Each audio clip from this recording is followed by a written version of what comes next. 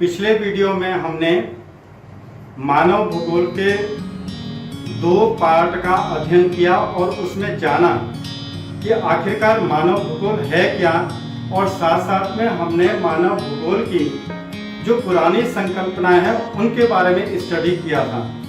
मुझे उम्मीद है वो आपको पसंद आया होगा और अच्छा लगा होगा। प्रिय छात्रों, मैं जियो मास्टर सुनील दत्त चमोली आपका हार्दिक स्वागत करता हूं। आज के इस वीडियो में हम पार्ट 3 का अध्ययन करेंगे और देखेंगे कि वो मॉडर्न कॉन्सेप्ट कौन से हैं जिसने मानव भूगोल की जिंदगी बदल दी और जिसने मानव भूगोल का इतना विकास किया कि आज मॉडर्न रूप में जो ह्यूमन ज्योग्राफी है, मानव भूगोल है, वो अपने अस्तित्व में आया है। तो चलिए आज हम देखते हैं कि मानव भूगोल के वो कॉन्सेप्ट कौन से हैं जो बहुत ज़्यादा इम्पोर्टेंट हैं। और साथ साथ में एक मैसेज ये भी है कि आप वीडियो को पूरा देखें और साथ साथ में जो स्टूडेंट NCERT की बुक्स का अध्ययन करते हैं या UPSC IAS परीक्षाओं के लिए या किसी भी कक्षा के लिए वो तैयारी करते हैं या प्रतियोगी परीक्षाओं के लिए या कंपटीशन के लिए तैयारी कर रहे हैं, तो वो भी इन वीडियोस को देख सकते हैं, क्योंकि मैंने इन वीडियोस में सारे के सारे कॉन्सेप्ट्स में इतनी ज़्यादा मेहनत की है कि हर एक कॉन्सेप्ट को मैंने बड़े अच्छे तरीके से क्लियर करने का प्रयास किया है। तो आइए चलते हैं उन कॉन्सेप्ट्स का हम स्टडी करते हैं कि जो आज के इस पार्ट 3 में इम्पोर्टेंट हैं।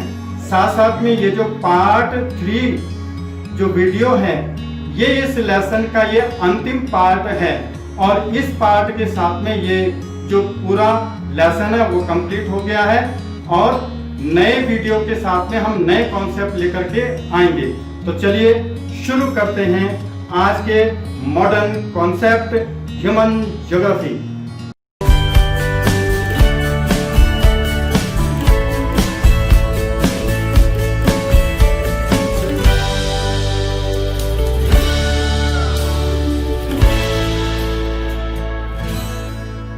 प्रिय छात्रों, आज हम कक्षा 12 के मानव भूगोल के मूल सिद्धांत के पाठ 1 मानव भूगोल की प्रकृति एवं विषय क्षेत्र के भाग 3 का अध्ययन करेंगे। आज इस विषय के चर्चा बिंदु कुछ इस प्रकार से हैं। पहला, मानव भूगोल की आधुनिक संकल्पनाएं, जिसमें मानवतावादी संकल्पना, रेडिकल संकल्पना और व्यवहारवादी संकल्पना। दूसरा, मानव भूगोल के अध्ययन क्षेत्र, उसके अंग व उसके उपशाखाएं। इसके अलावा मानव भूगोल के उपागम अप्रोचेस का अध्ययन करेंगे। इसके साथ फोकस और टेस्टिंग सैंपल पर हम जिक्र करेंगे। सबसे पहले मानव भूगोल की आधुनिक संकल्पनाएं। 1970 के दशक तक मानव भूगोल का विकास तो हुआ, लेकिन एक तरीके से ये विकास अमानवीय रूप से ही था, क्योंकि भूगोल के अध्ययन में मानवीय पक्ष के बारे में गंभीरता से विचार नहीं किया गया। लेकिन 1970 के बाद 3 आधुनिक संकल्पनाएं आईं, जिसने मानव भूगोल को सामाजिक और राजनीतिक रूप से जिम्मेदार बनाया। ये आधुनिक संकल्पनाएं हैं कल्याणवादी या मानवतावादी संकल्पना। दूसरा, आमूलवादी रेडिकल संकल्पना। तीसरा, व्यवहारवादी संकल्पना। आइए इन सब संकल्पनाओं का जिक्र करते हैं। सबसे पहले कल्याण परक या मानवतावादी संकल्पना। इस विचारधारा के अनुसार मानव भूगोल में उन तथ्यों को भी शामिल करने पर सहमति दी गई जिससे मानव में नैतिक मूल्यों का विकास तो हो ही, साथ ही भूगोल उन बातों पर भी चर्चा करे जिससे मानव का कल्याण हो सके। अतः मानव के आवास, स्वास्थ्य, शिक्षा जैसे पक्षों को अध्ययन हेतु इसमें शामिल किया गया, ताकि मानव भूगोल बता सके कि भूगोल कैसे कल्याणकारी बन सकता है। इसके बाद दूसरी संकल्पना आई जिसे आमूलवादी या रेडिकल विचारधारा कहा जाता है। इस विचारधारा के अधिकतर लोग कार्ल मार्क्स के सिद्धांत पर चलने वाले थे, जिसने इस बात पर बल दिया कि यदि समाज में व्याप्त निर्धनता, उसके कारण बंधन और सामाजिक असमानता को भूगोल में शामिल नहीं किया गया तो भूगोल का पूर्ण विकास नहीं हो सकता है। इसके पश्चात एक और संकल्पना आई जिसे व्यवहारवादी संकल्पना या पॉजिटिविज्म कहा जाता है। इस संकल्पना ने समस्याओं के प्रत्यक्ष अनुभव पर ज्यादा बल दिया और उनके व्यवहारिक समाधान पर जोर दिया। इस संकल्पना को मानने वालों ने प्रत्यक्ष अनुभव के साथ मानव की जातीयता, प्रजाति, धर्म आदि संवर्गों के विश्लेषण पर जोर दिया ताकि मानव की उन समस्याओं का समाधान भी हो सके जो मानव की निजता से जुड़ी हुई हैं। इस प्रकार ये तीनों संकल्पनाएं आधुनिक संकल्पनाएं कही जाती हैं।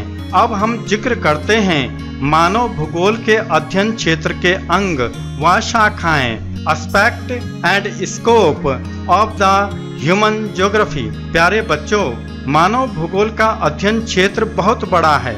मानव भूगोल सामान्यतः पृथ्वी व मानव के संबंधों की व्याख्या करता है, इसलिए इसे भूमि का विज्ञान, अंतर संबंधों का विज्ञान, प्रादेशिक अध्ययन का विज्ञान कहते हैं, क्योंकि यह मानवीय संस्कृति के लक्षण जैसे खेती, गांव, कारखाने, सड़कें, रेल, सत्ता का वर्णन करता है जो सांस्कृतिक लक्षणों के अंतर्गत आते हैं।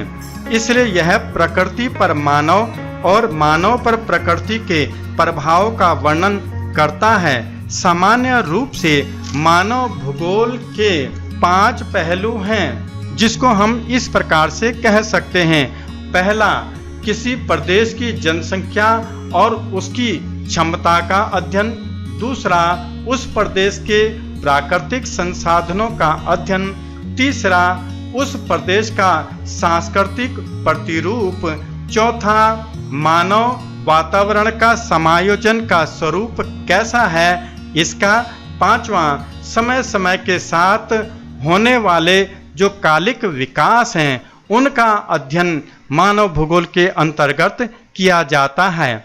आइए अब हम जिक्र करते हैं कि आखिरकार मानव भूगोल की कौन कौन सी शाखाएं और उपशाखाएं हैं जिनके द्वारा यह मानव भूगोल अन्य विज्ञानों के साथ में अंतर संबंधित है। वैसे तो मानव भूगोल के कई शाखाएं हैं और कई उपशाखाएं हैं, लेकिन आपके लिए संक्षेप में हम कुछ इस तरह से कह सकते हैं। जैसे सैन्य विज्ञान के अंतर्गत सैन्य भूगोल का अध्ययन किया जाता है और जननांकीय के अंतर्गत जनसंख्या भूगोल, नगरीय अध्ययन के अंतर्गत नगरीय भूगोल, समाज शास्त्र के अंतर्गत सामाजिक भूगोल, अर्थशास्त्र के अंतर्गत आर्थिक भूगोल और मनोविज्ञान के अंतर्गत व्यवहारवादी भूगोल और इतिहास के अंतर्गत ऐतिहासिक भूगोल और राजनीति शास्त्र के अंतर्गत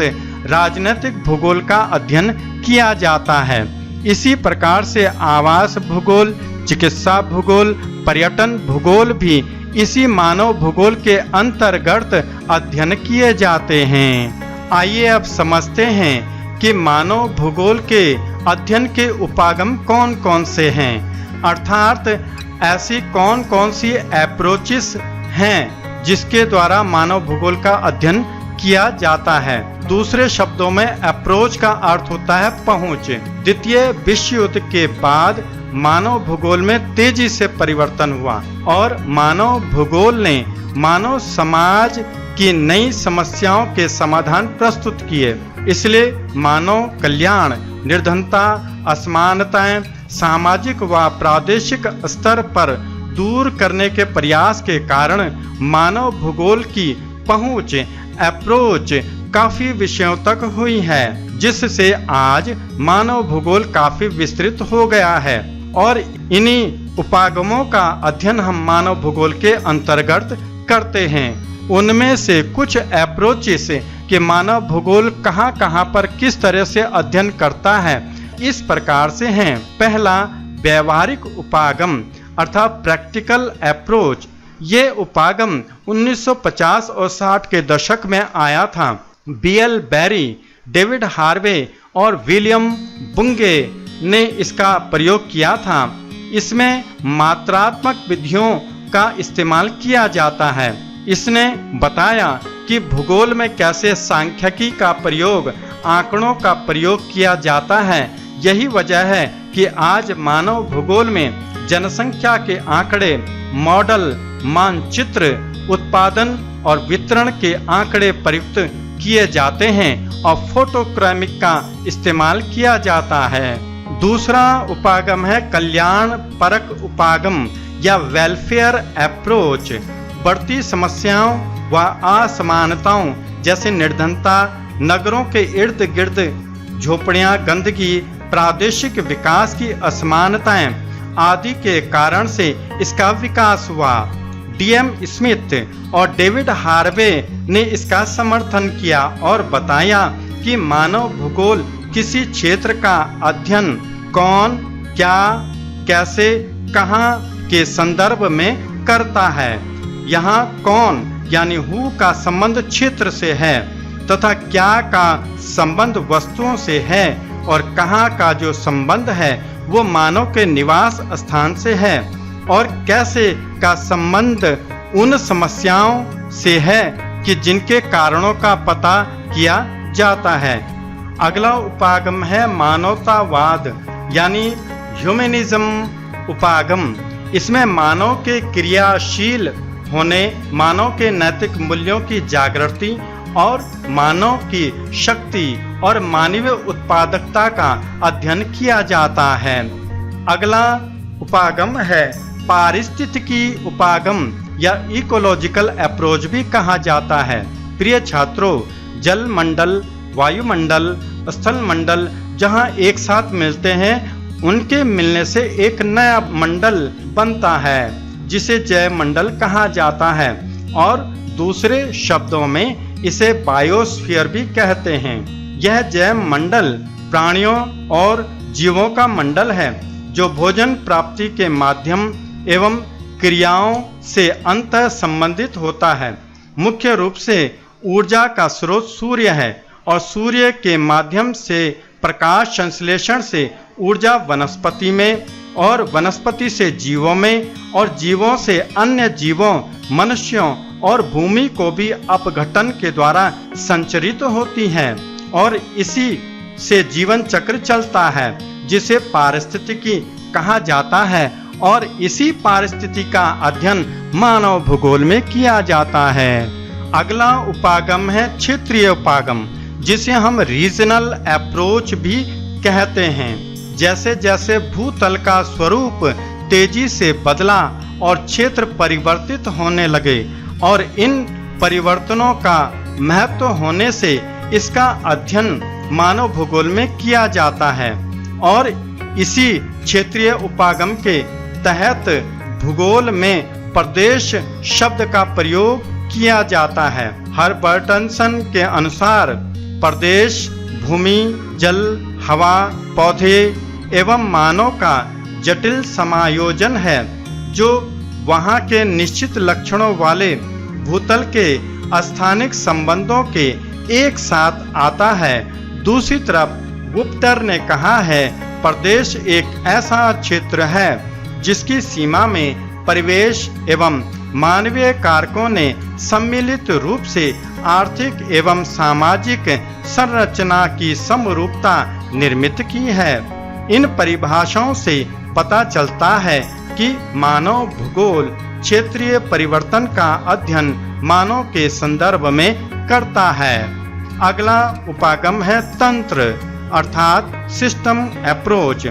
तंत्र विधि, तंत्र संकल्पना का प्रयोग सर्वप्रथम जीव विज्ञान में चार्ल्स डार्विन के द्वारा किया गया था, लेकिन अब इसका प्रयोग मानव भूगोल में भी किया जाता है। भूतल पर पाए जाने वाले तथ्य, तत्व एवं जटिल घटनाएं, चाहे वो प्राकृतिक कारणों से हो या मानव की क्रियाशीलता से हो, भूमंडल का अंग होने से परोक्ष रूप से संबंधित होती हैं और एक व्यवस्था, एक नियम का अनुसरण करती हैं और यही व्यवस्था तंत्र कहलाती है, सिस्टम कहलाता है।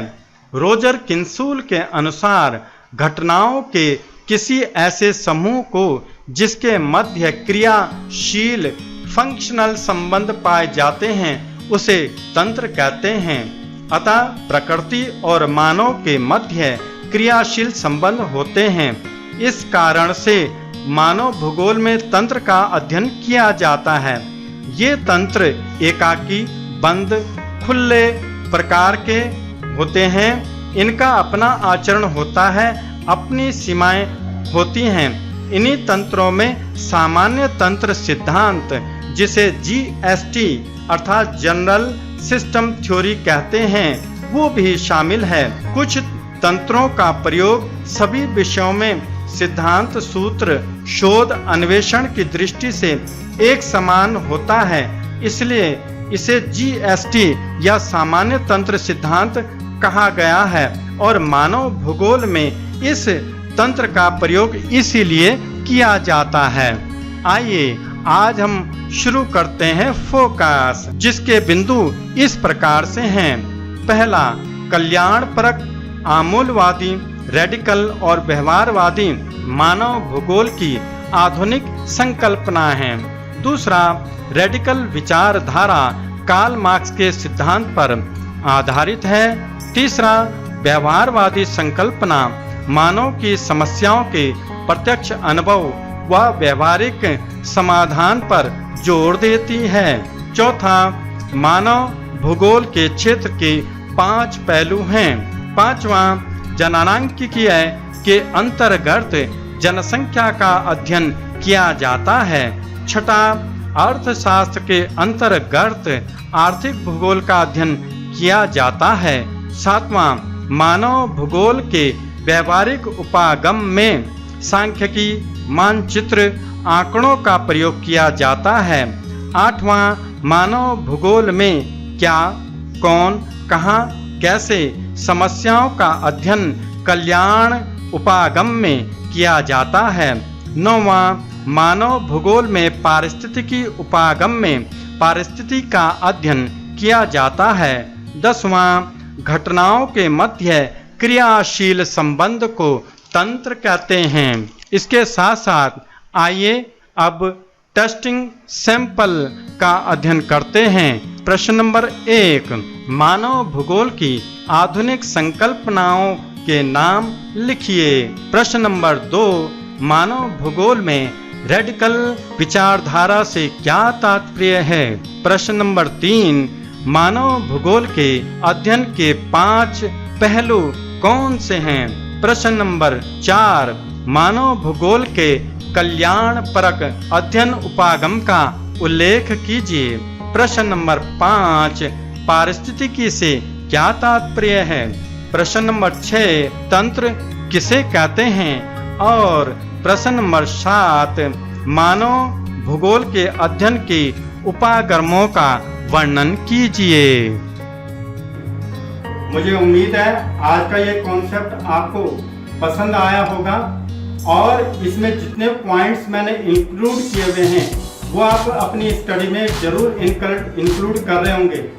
फोकस पॉइंट में और साथ साथ में टेस्टिंग सैंपल में मैंने वो पॉइंट्स दिए हैं कि जो प्रतियोगिताओं की परीक्षाओं में अक्सर पूछे जाते हैं। और जाते जाते ये भी आपसे कहूँगा कि फेसबुक, इंस्टाग्राम, ट्विटर पर आप मुझे फॉलो कर सकते हैं। साथ साथ में आपको जियो मास्टर का ईमेल एड्रेस मैंने प्रोवाइड कराया है। आप कोई सजेशन देना चाहते हैं या कोई कमेंट करना चाहते हैं वीडियोस के बारे में या उसके कंटेंट्स के बारे में तो ज़रूर कीजिएगा। आपके कमेंट करने से, सजेशन देने से मुझे बड़ी हेल्प मिलती है और साथ साथ में मेहनत करने का मनोबल भी बढ़ता है।